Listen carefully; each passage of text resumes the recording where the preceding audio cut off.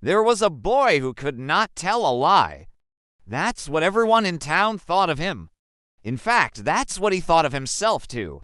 But one day a stranger came to town, and he heard people talking about this extraordinary boy. And the stranger was curious. He wanted to meet this boy who could not tell a lie. He found the boy and asked him, "Is it true that you cannot tell a lie?" The boy said, "Yes, it's true. I cannot tell a lie." The stranger thought for a moment, and then he asked, "Did you have an ice cream yesterday?" The boy said, "No, I did not have an ice cream yesterday." So the stranger decided to test him. He said, "Okay, I'm gonna ask you some questions, and you have to answer truthfully. If you answer truthfully, I will give you $10. If you don't, I won't give you anything." The boy agreed. And the first question the stranger asked was, "Is your father's name George?" The boy said, "No, my father's name is not George." The stranger scribbled something on a piece of paper and put it in his pocket. He then asked the next question, "What's your favorite food?" The boy said, "Pizza." "Have you eaten pizza today?" "No, I haven't." "Did you eat pizza yesterday?" "Yes, I did." The stranger asked a few more questions and then he stopped. After that, he gave the boy $10 and left. The boy thought to himself, that was easy, but then the stranger came back. He took out the piece of paper from his pocket and said, "Do you recognize this writing?" The boy said, "No, I don't." The stranger said, "I wrote your father's name on that piece of paper. And you said your father's name is not George.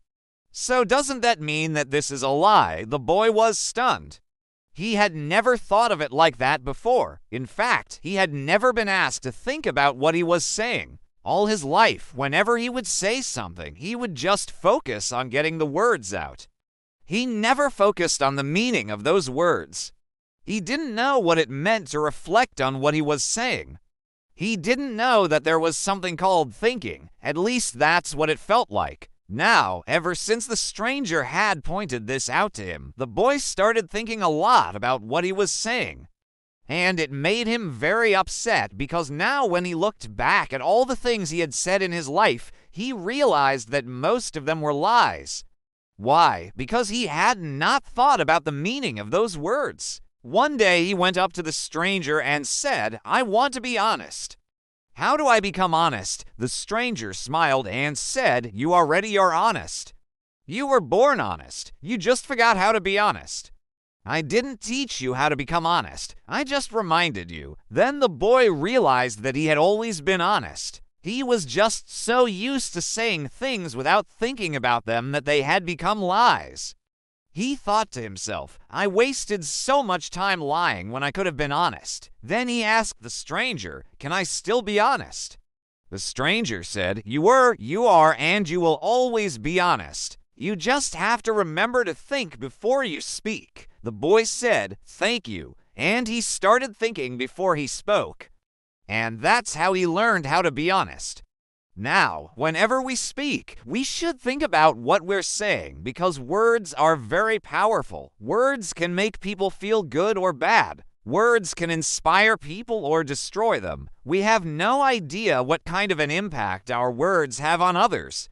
So the next time you speak, think about it because it may be the most powerful thing you do in your life. That's all for now. See you next time.